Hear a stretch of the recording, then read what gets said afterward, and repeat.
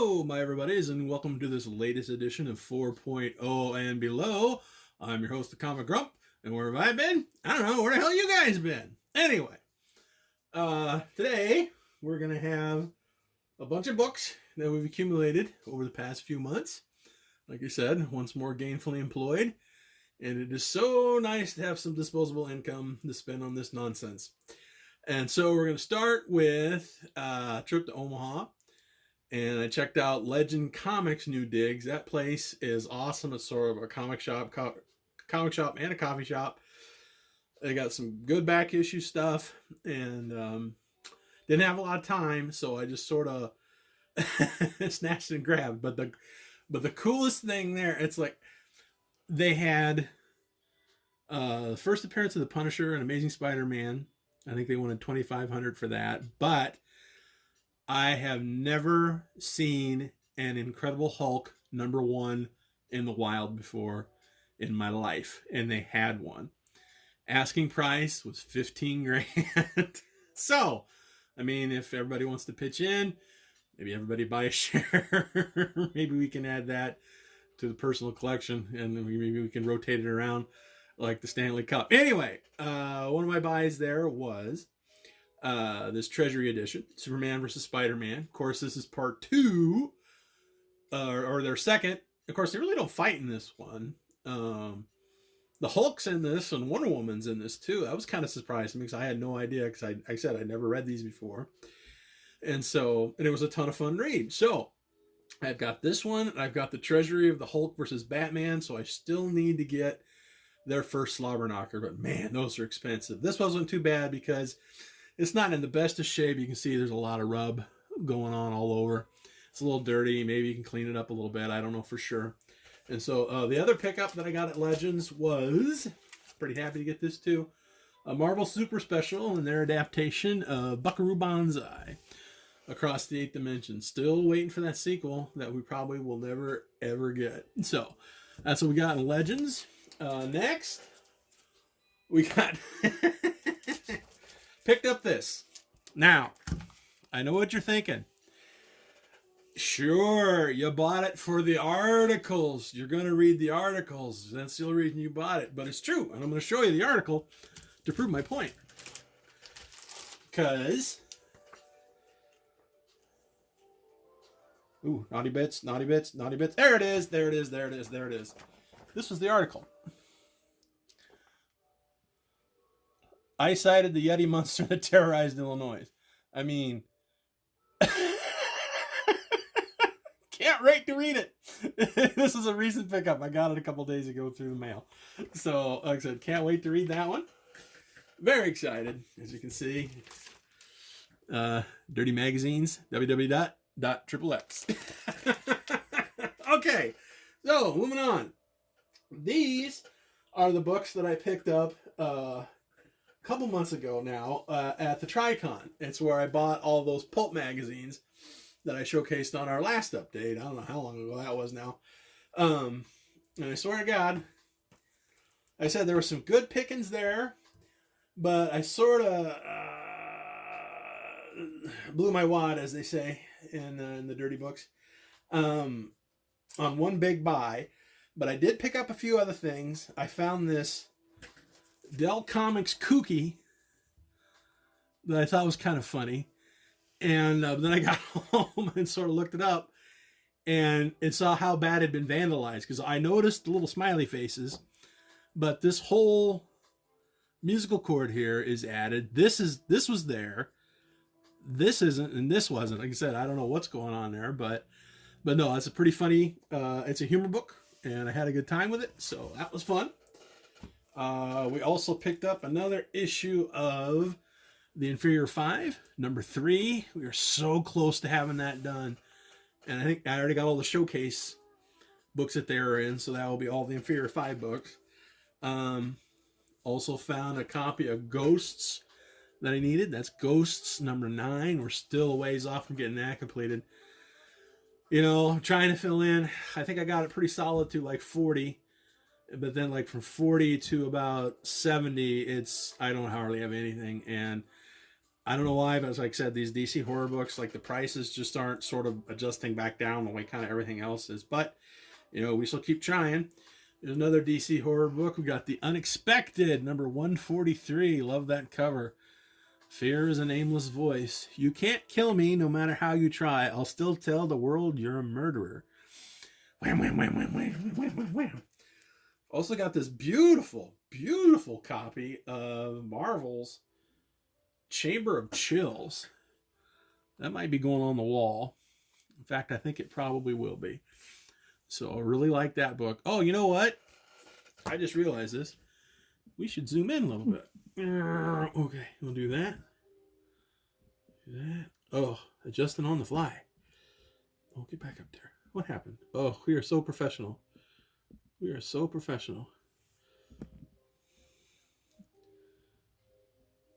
This tripod is stubborn.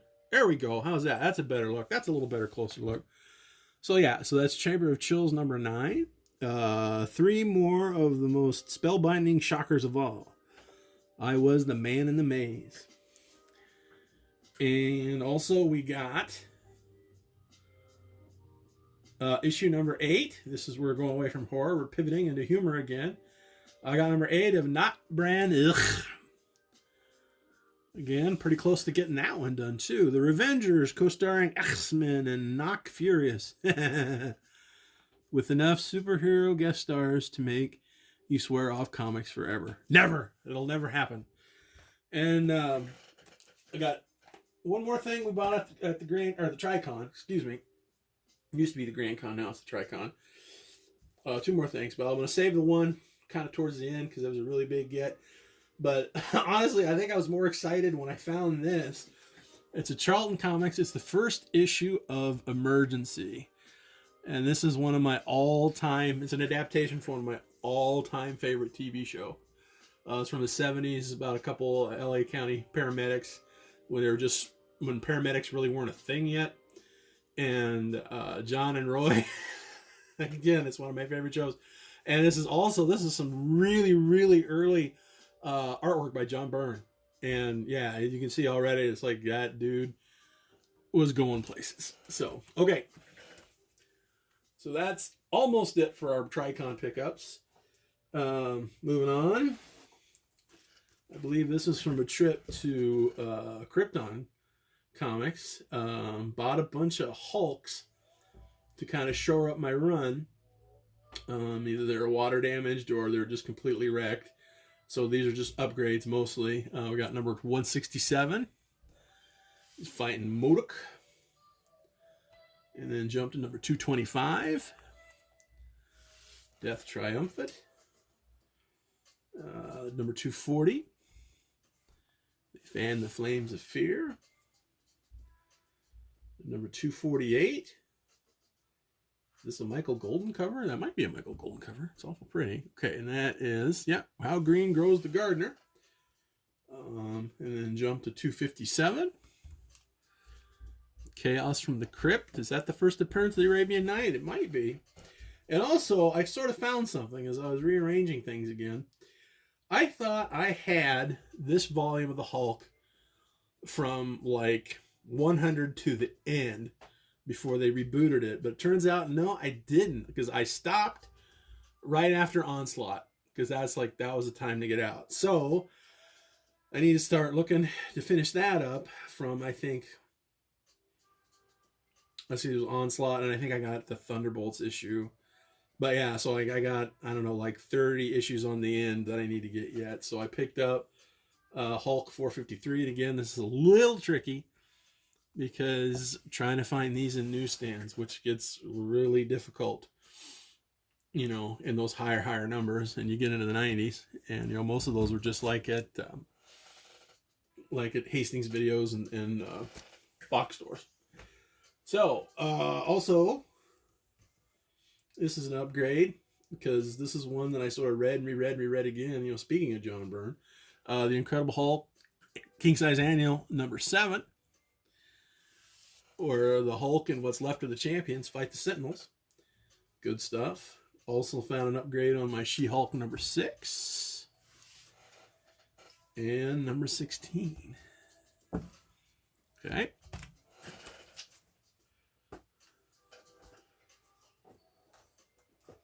Let's see. And we also found a bunch of vintage Teen Titans that I'm very excited about. I see that's issue number 36. Too late. I'm already turning to dust. The tomb be their destiny. Plus Superboy beats Robin. And this is number 38. I think I had this one already, but I was so excited. I think I double dipped. And then we also got number 41. What lies in Litchburg Graveyard? I don't know, but we're going to find out. And then number 42. Love that cover. These are all Nick Cardy covers, I believe. And then the last Teen Titans I got was number 43. Inherit the Howling Knight. How cool is that? I think it's pretty cool. But as always, your mileage may vary. Okay. Get these out of the box. Ooh, we also picked up Alien Worlds number 1 in 3-dimensional glory. And boy, that was some of the best 3D I've ever seen in print. You know, it's like comparing, you know, the 3D you get like when you're at Disney World or whatever to, you know, everywhere else. But no, like, there's a great story in there. It's like a war in space and people are getting blown apart and there's body parts flying everywhere. So again, it's pretty reasonably priced. If you can dig one up, find one. And luckily this is complete. The glasses were included. So, you know, enjoy it and the welter of the gore of everything. It's just a ton of fun. Okay, and then we also found the Marvel Team-Up replacement that I needed at number 143 with Star Fox. And then really excited about this next batch. This is an upgrade, Marvel 2-in-1 number 13.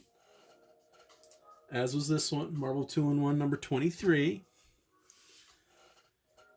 And this one I was missing, Marvel 2-in-1 number 34 with the Nighthawk in the Shocker of the Year. This was an upgrade. The other one I had was water damage. This is number 62. Whatever happened to Counter Earth. This is the issue where the Thing spanks Moondragon, if you're into that kind of thing. This is also new, number 70. With the Thing and question mark, question mark, question mark. Okay. And then we also got Marvel 2-in-1 number 74. With the Thing and the Puppet Master. And we also got Marvel 2-in-1, the featuring the Thing annual number 6. And also annual number 7. Now, the reason I'm so excited about this is that completes my run of Marvel 2-in-1. 1 through 100 plus all the annuals, all newsstand. That makes the crocodile in my collecting brain very, very, very, very happy. All right. Next. What do we got? Okay.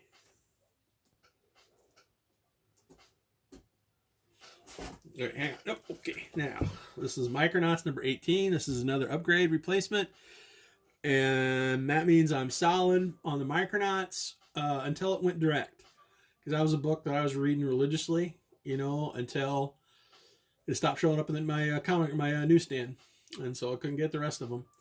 So, you know, the goal is to get those, and that shouldn't be too hard because I don't think they're very expensive. And also, as I was digging, I come across these, and this is something that I always wanted to read, and it's got, you know, Michael Golden art, and I love Michael Golden art, so of course I'm going to give it a whirl. The Nom. I bought the first, number 1, number 2, number 3. And so I bought the first 3 issues of the Nom. And it's a fun read, or it's, you know, given the circumstances, it's a good read. And I look forward to hopefully tracking down more. I don't know if I get the whole run, but I might stick through it as long as Michael Golden does the drawing.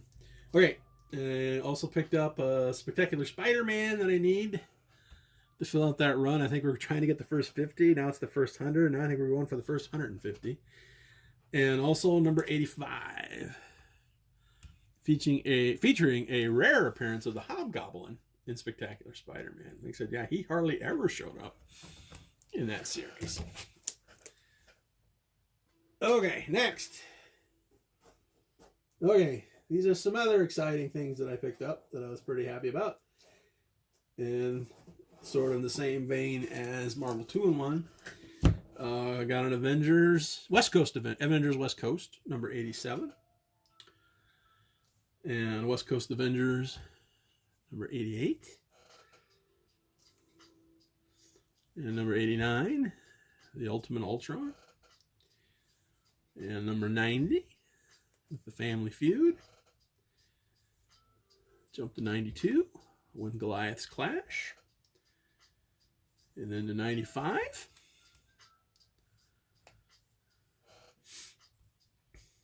Avengers West Coast number 96.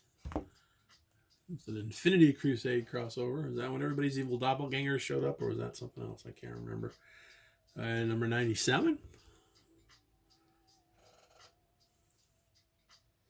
And number 98, The Agony of the Agent. And number 99, once more against the Lethal Legion. And then number 102, which was the last issue of Avengers West Coast. And I also picked up Avengers West Coast Annual number 5. The Terminus Factor crossover. And number 6 with the Subterranean Wars. Remember when they did that? That was like their summer thing. Like the crossovers were the summer annuals. Remember when that was just it? Yeah. Instead of a reboot every 5 minutes. Anyway. It's either here or there. And then also Avengers West Coast Annual number 8. Introducing the Raptor, Foul Prey, you betcha. Of course, with that, my run of West Coast Avengers / Avengers West Coast is now complete. 1 through 100, the first 4-issue miniseries, 1 through 102, plus all the annuals, all in newsstand. Again, my OCD, aka my obsessive collecting disorder, is very happy about this turn of events. Okay, so next. These next ones are the big gets since the last time we talked. And we'll start with this one. Excuse me. Thor number 126. Of course, this is the issue where Journey into Mystery switched over to the Mighty Thor. Some bad Marvel chipping going on in the spines, not in the best of shape, but for what I paid for it, I think it was worth it. And like I said, happy to get that in there. And then I'm actually more happier because I got this from the same seller. Captain America number 100. Of course, this is when Tales of Suspense switched over. And Cap took over that, and Iron Man shot off into his own thing. And so the only one that I'm missing now are these number 1 issues, because I got Submariner number 1, I've got Hulk, was it 102? And now this one. So all I'm missing, I need to get my hands on an Iron Man number 1. Easier said than done, I know. Okay, and then next we got, this is my other big pickup at the Tricon. This is a book that I thought I would never ever own in my life because the prices just got completely ridiculous. But the seller was in a negotiating mood, and I think I paid a good price for it for what grade it is. It's a slab. Oh, The Amazing Spider-Man number 300. Sorry for that glare. So again, origin of, or first appearance, sort of the first appearance of Venom, whatever. It's a 6.5 off white to white pages. And this is one of those ones that someday I might even just crack that out just to get it in the box and make me happy. So yeah, so that was our big buy for the Tricon. And we're going to end this episode with my latest obsession. This is sort of a fluke. I was poking around the store on eBay looking for something else and got what I wanted, but I also saw that he had these. And I wouldn't say they were cheap, but, you know, I think I got them probably a little, like around $30 a piece, but I was very happy. I read all these before because I bought this showcase on the war that time forgot. And I thought that was as close as you probably ever get because, you know, considering the vintage and the subject matter, these are kind of expensive, but they turned out it wasn't expensive. I thought there's a couple issues that are really expensive right now because they sort of have the prototype of GI Robot in them. And so again, with the show or with the cartoon and everything, which was a lot of fun, they're kind of expensive, but the rest, of course, they're all expensive in grade. Like what isn't, right? So, but you know, we don't call this 4.0 and below for nothing. And so you can find them mid-grade for pretty reasonable. And so I present Star Spangled War Stories number 98. Steel tanks battle dinosaur tanks in the war that time forgot on the Island of Thunder. How awesome is that? Okay, and we also got number 99 with the Circus of Monsters. Let's see, we're number 113. The bomber pilot flying cover for his sub-captain brother below suddenly finds his plane becoming dinosaur bait. A new startling battle tale from the war that time forgot. Okay.